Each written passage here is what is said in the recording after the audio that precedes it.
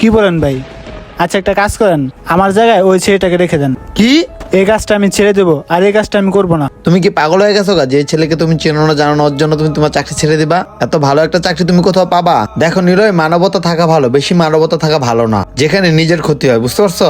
ভাইয়া এখানে মানবতার কিছু নাই, আপনি তো ভালো করে জানেন। আমার মাও জব করে, আমার বাবাও জব করে, তাদের আমি একমাত্র সন্তান। আমার মা বাবা আমাকে আগে থেকে বলতেছে যে এইসব ট্রাক গাড়ি হেল্পারি করার আমার দরকার নেই, কারণ রাস্তায় আমার যদি কোনো দুর্ঘটনা হয় তাহলে আমার মা বাবা আফসোস করবে। কারণ আমাদের একমাত্র ছেলে কিছু টাকার জন্য আমাদের জীবন থেকে হারিয়ে যাক। তবু আমি আমার মা বাবার কথা না শুনি না, তাও আমি আপনার সাথে কাজ করতেছি। আর ভাই এই গাড়ির ড্রাইভার শিখাটা আমার খুব প্রয়োজন ছিল, তাই আমি আপনার সঙ্গে এতদিন কাজ করছি। আর ভাই আপনার সাথে কাজ করে আমার খুব ভালো লাগছে, আমি আর কাজ করবো না, আপনি ওই ছেলেকে রেখে দেন। আরে ভাই আপনি আমার উপর রাগ করেন, আমি ছোট মানুষ, আমার ভুল হলে আপনি মাফ করে দেন।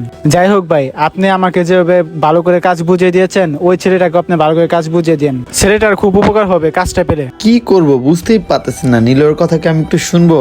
আচ্ছা দেখি।